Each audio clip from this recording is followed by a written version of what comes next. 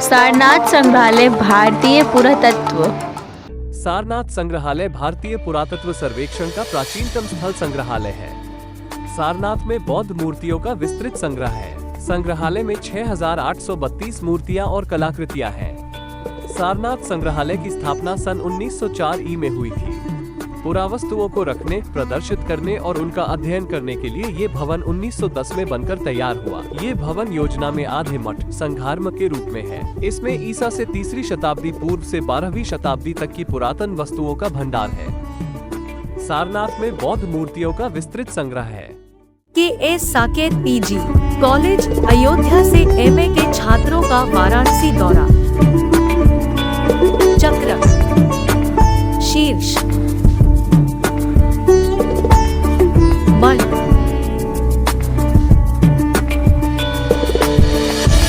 उल्टे कलम की पंखुड़ियों से ढका हुआ कुंभिक दंड, अशोक का अभिलेख, कुषाणकालीन अभिलेख, गुप्तकालीन अभिलेख।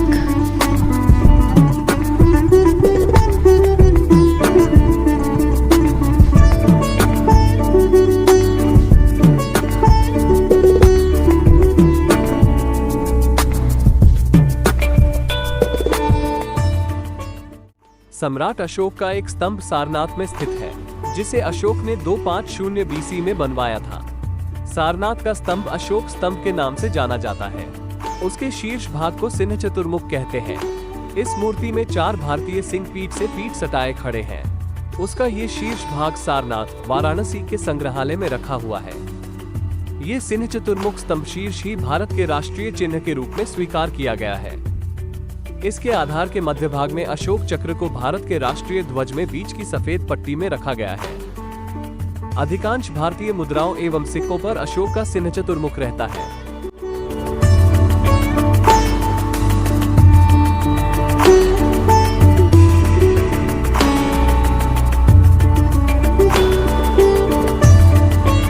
इस स्तंभ के शीर्ष पर 4 भारतीय सिंह पीठ से पीठ सटाए खड़े हैं।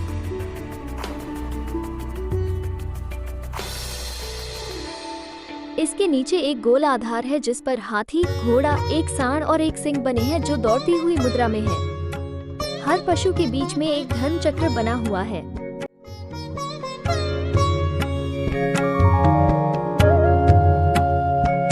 राष्ट्र के प्रतीक में जिसे 26 जनवरी 1950 में भारत सरकार द्वारा अपनाया गया था। बाला बोधिसत्व की एक प्राचीन भारतीय प्रतिमा है, जिसे 1904-1905 में जर्मन पुरातत्वविद F.O. ऑटेल 1862-1942 सारनाथ, भारत में कनिष्क के शासनकाल को समकालीन मूर्तिकला शैली, विशेष रूप से मथुरा से इसी तरह की मूर्तियों के साथ मिलाने में मूर्ति निर्णायक रही है, क्योंकि इसके नाम पर एक दिनांकित शिलालेख है। यह मूर्ति संभवतः मथुरा की कला का एक उत्पाद है, जिसे तब गंगा क्षेत्र में ले जाया गया था।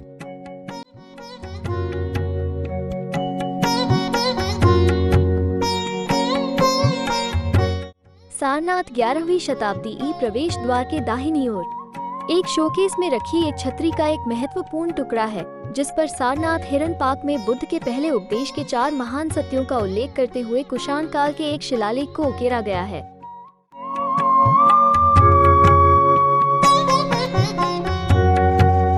बलुआ पत्थर, अभय मुद्रा में बुद्ध, सारनाथ 5वीं शताब्दी।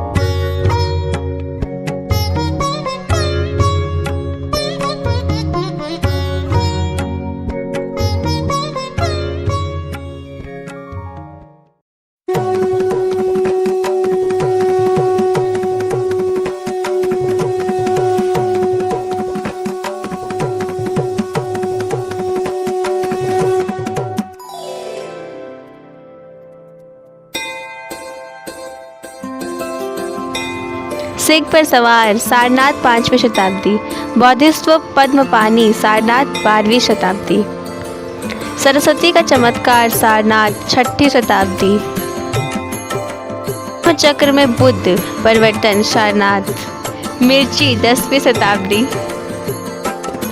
बौद्धिस्त्व मंजूश्री 10वीं शताब्दी।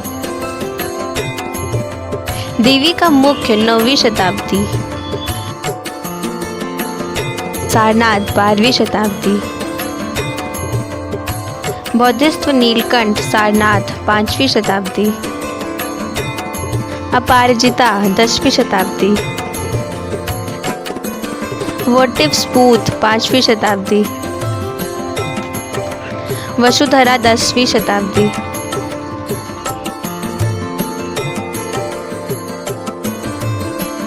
देव एक वृक्ष धारण करना 11वीं शताब्दी।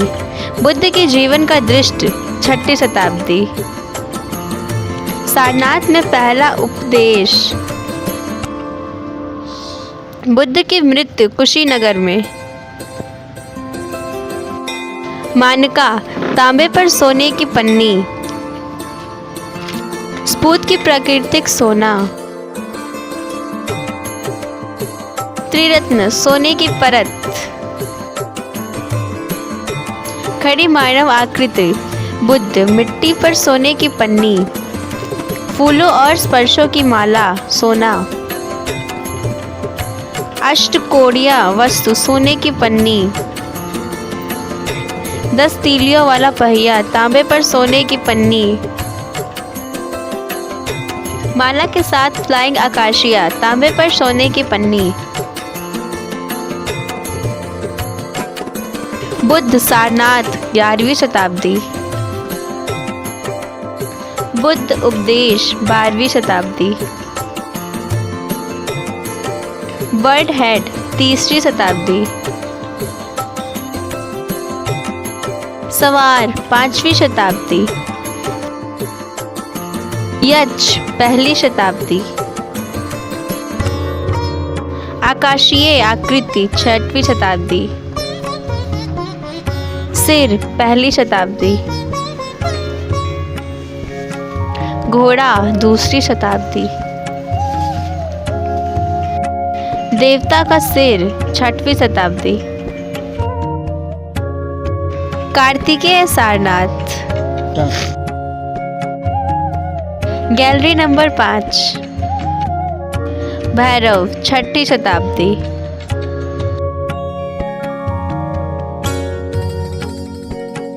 शिव और पार्वती 10वीं शताब्दी। लघु मंदिर 12वीं शताब्दी।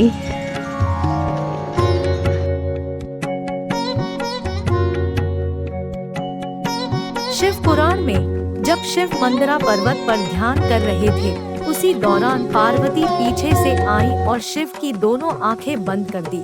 जैसे ही शिव की आंखें बंद हुई, पूरे संसार में अंधेरा छा गया। संसार को बचाने के लिए शिव ने अपनी तीसरी आंखें खोल दी।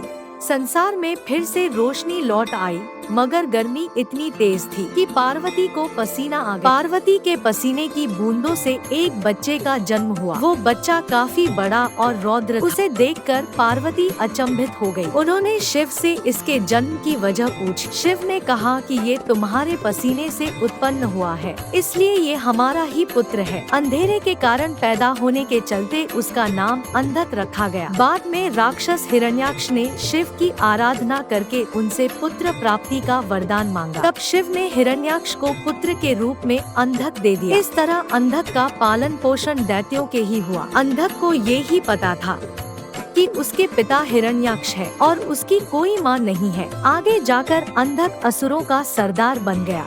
एक दिन उसके मन में विवाह करने का विचार आया।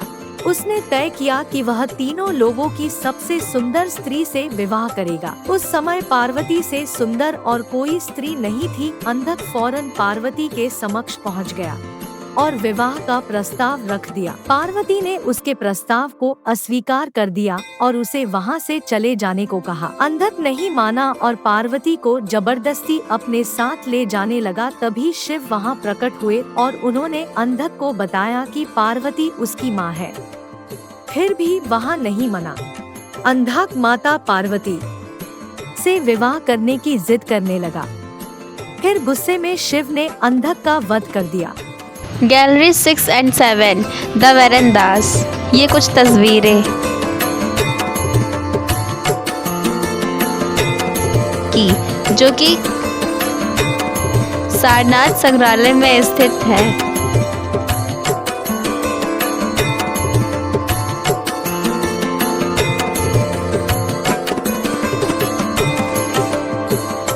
ये हमारे क्लास के स्टूडेंट और टीचरों के साथ कुछ ग्रुप फोटो जो कि सारनाथ संग्रहालय में ली गई है।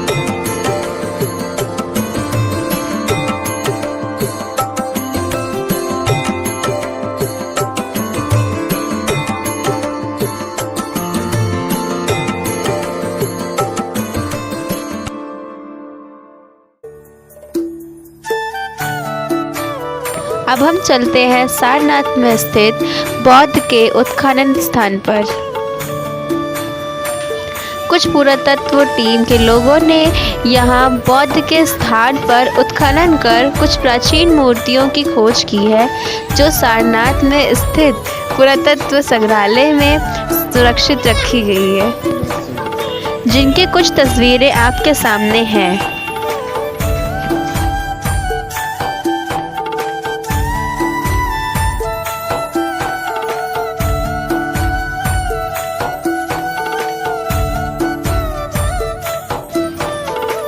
ये हमारे शिक्षक लोग बच्चों को बौद्ध के उत्खनन स्थान के बारे में बहुत ही स्पष्ट और उचित जानकारी देते हुए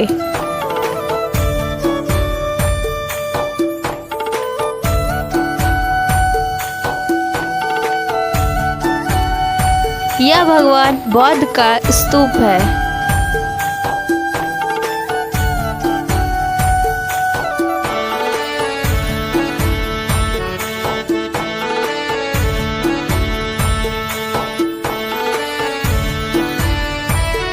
यह स्थान पे भगवान बौद्ध के बारे में कुछ पाठशालाएं भी चलाई जाती है।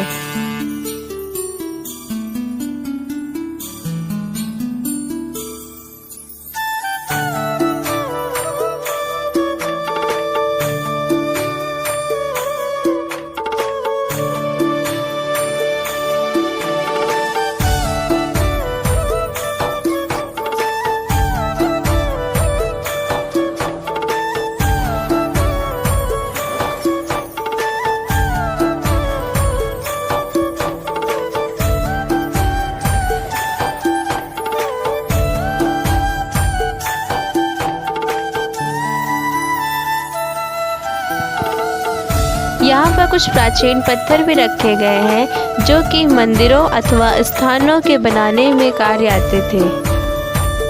इन प्राचीन पत्थरों में कारीगरों की सहायता से कुछ सुंदर सुंदर आकृतियों की नक्काशीता की गई है।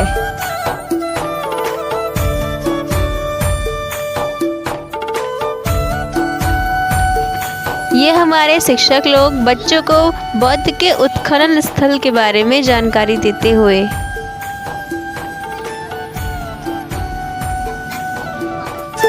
KS Saket PG college, Ayodhya to Banarasi tour, MA students.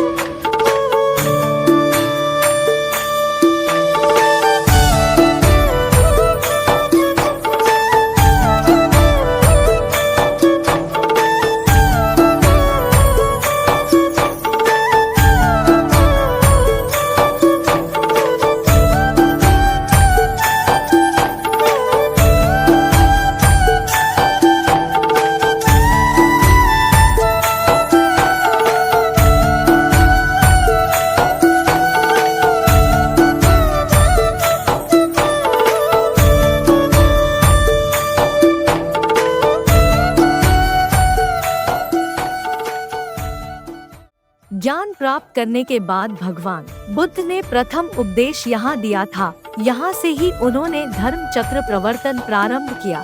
यहाँ पर सारनाथ महादेव का मंदिर है। यहाँ सावन के महीने में हिंदुओं का मेला लगता है। यह जैन तीर्थ है और जैन ग्रंथों में इसे सिंहपुर बताया है। सारनाथ की दर्शनीय वस्तुएं: अशोक का चतुर्मुख सिंह स्तंभ, भगवान बुद्ध का मंदिर, धामेक स्तूप, चौखंडी स्तूप, राजकीय संग्रहालय, जैन मंदिर, चीनी मंदिर, मूलंगत कुटी और नवीन विहार हैं। मोहम्मद गौरी ने इसे लगभग खत्म कर दिया था। सन 1905 में पुरातत्व विभाग ने यहाँ खुदाई का काम किया। उस समय बौद्ध धर्म के अनुयायियों और इतिहासवेत्ताओं का ध्यान इस पर गया।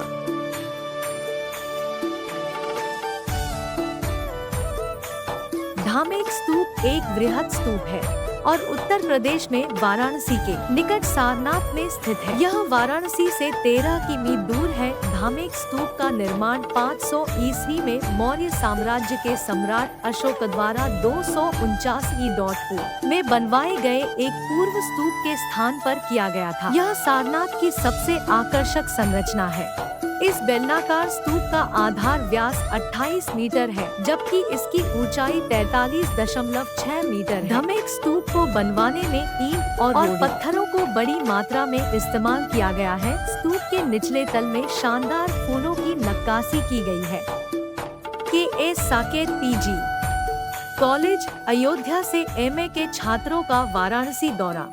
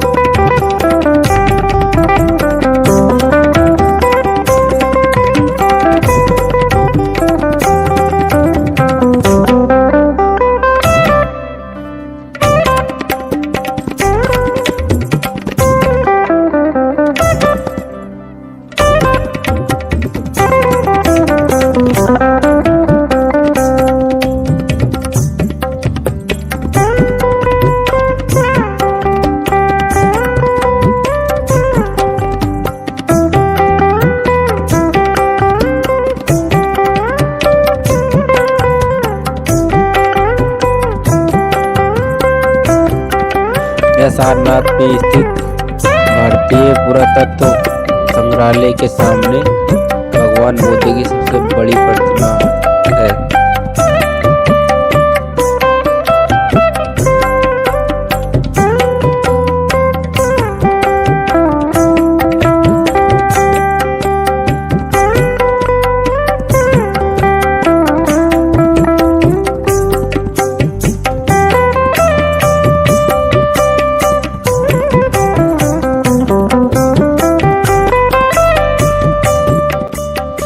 अब हम लोग अपने विश्राम स्थल पर पहुंचते हुए, यह हमारा विश्राम स्थल जिसका नाम सरदार वल्लभ भाई पटेल स्मारक अतिथि बनारसी था।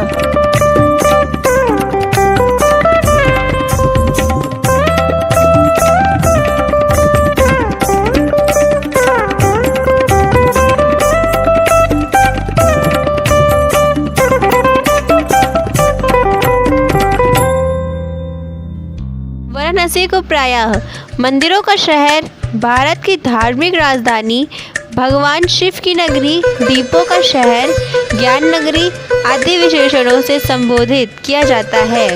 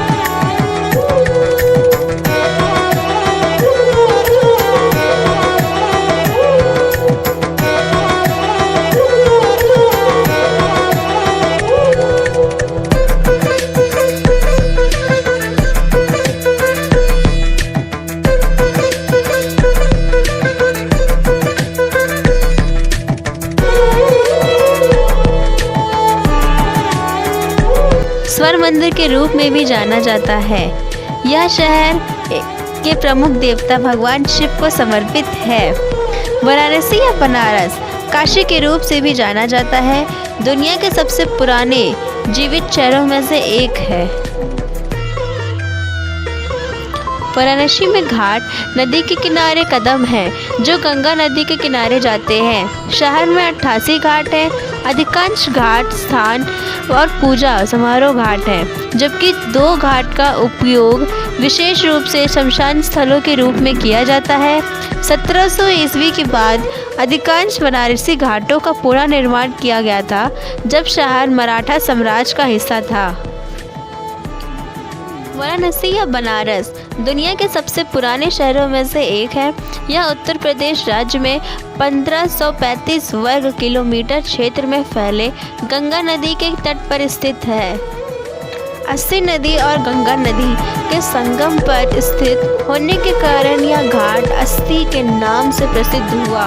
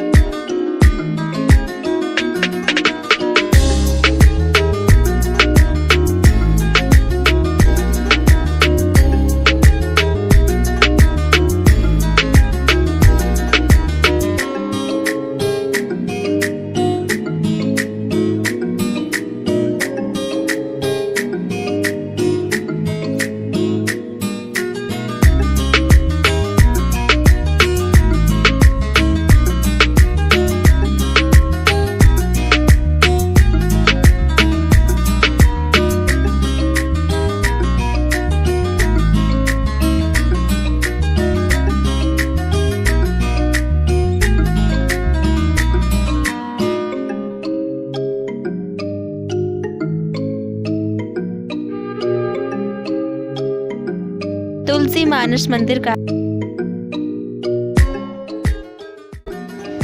इस स्थान के बारे में कहा जाता है कि इसी स्थान पर तुलसीदास जी ने रामचरितमानस की रचना की थी, इसीलिए इसे तुलसी मानस मंदिर कहा जाता है। तुलसी मानस मंदिर के सभी दीवारों पर रामचरितमानस के दोहे और चौपाइयाँ लिखी हैं।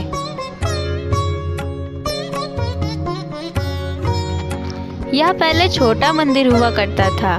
सन 1964 में कलकत्ता के एक व्यापारी सेठ रत्नलाल सुरेका ने तुलसी मानस मंदिर का निर्माण करवाया। इसी स्थान पर तुलसीदास जी ने रामचरितमानस की रचना की थी।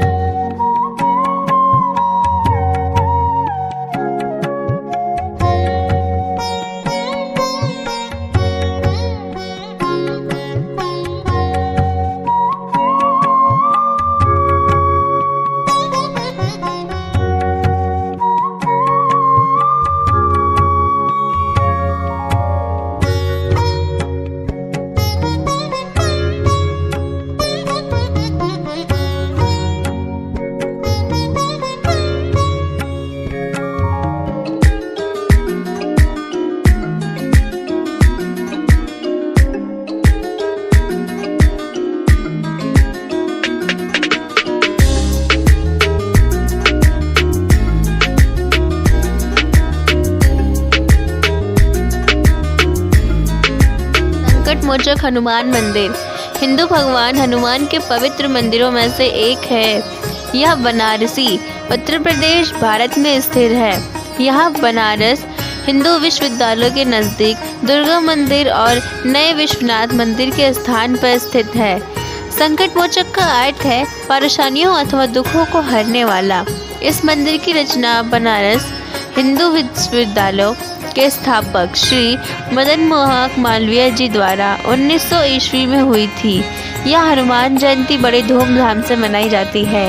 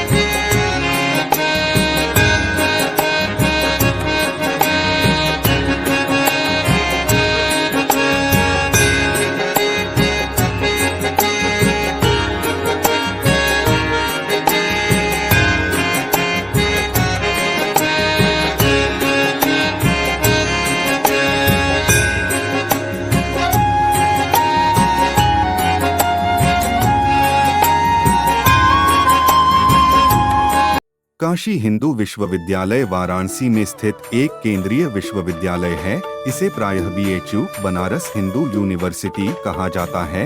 इस विश्वविद्यालय की स्थापना वाराणसी हिंदू विश्वविद्यालय एक्ट क्रमांक 16 सन 1915 महामना मदन मोहन मालवीय द्वारा सन 1916 में बसंत पंचमी के पुनीत दिवस पर की गई थी। दस्तावेजों के अनुसार इस विश्वविद्यालय के संस्थापक मदन मोहन मालवीय जी हैं। इस विश्वविद्यालय के मूल में एनी बेसेंट द्वारा स्थापित और संचालित सेंट्रल हिंदू कॉलेज की प्रमुख भूमिका थी। विश्वविद्यालय को राष्ट्रीय महत्व का संस्थान का दर्जा प्राप्त है। सन 1939 में हैदराबाद के 7वें निजाम मीर उस्मान अली खान ने इस विश्वविद्यालय को 1 लाख रुपए का योगदान दिया। दरभंगा के महाराजा रामेश्वर सिंह ने विश्वविद्यालय की स्थापना में आवश्यक संसाधनों की व्यवस्था दान देकर की। महामना मदन मोहन मालवीय। अब हम पहुंचते हैं वाराणसी में स्थित भारत कला भवन।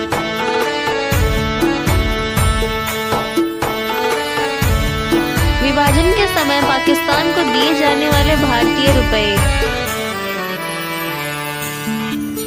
आजाद हिंदू फौज के द्वारा चलाए जाने वाला 1000 का नोट। मालवीय जी का वस्त्र।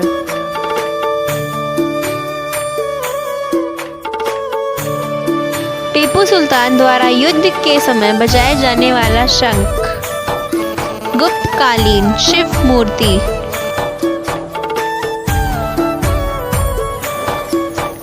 जहांगीर का प्याला।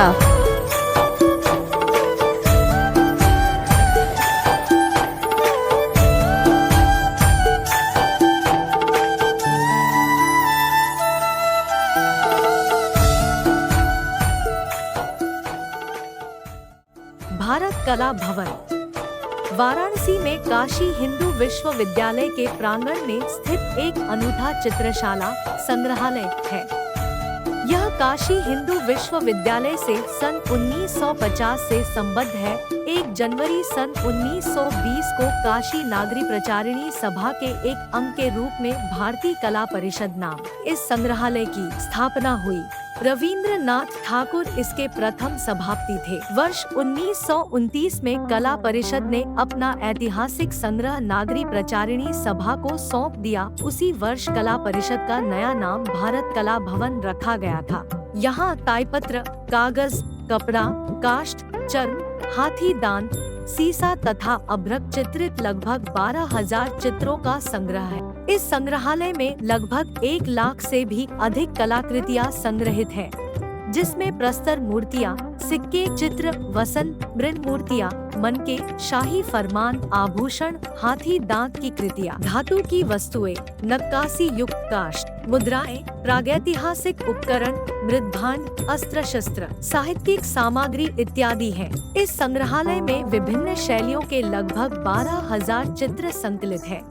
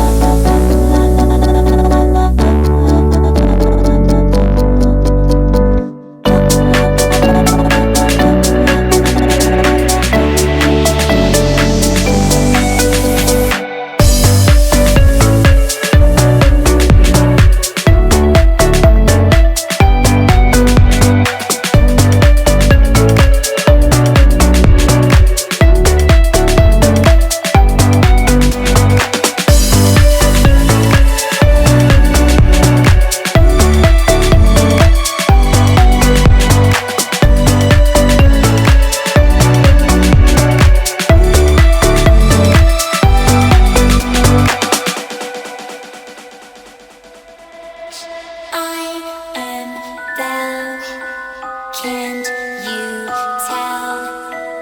You will be my haunted friends, or you will go to hell. Hi, my name is Annabelle, and welcome to my tea party. Ooh. Spooky?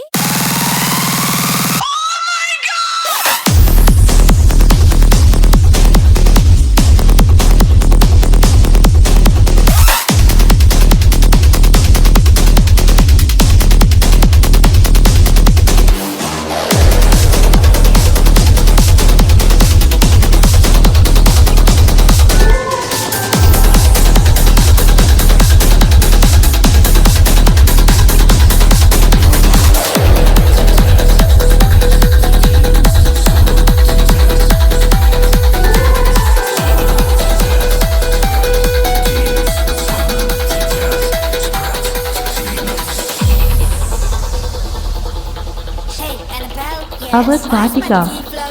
Whose balloon is Thanks this? for watching my video. Penny, can you pass on the Ouija board for me?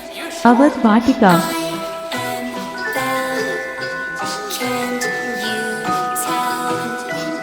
You will be my haunted friends, or you will go to hell. Oh, by the way, have you met Chucky yet? Yo, what's up, bro?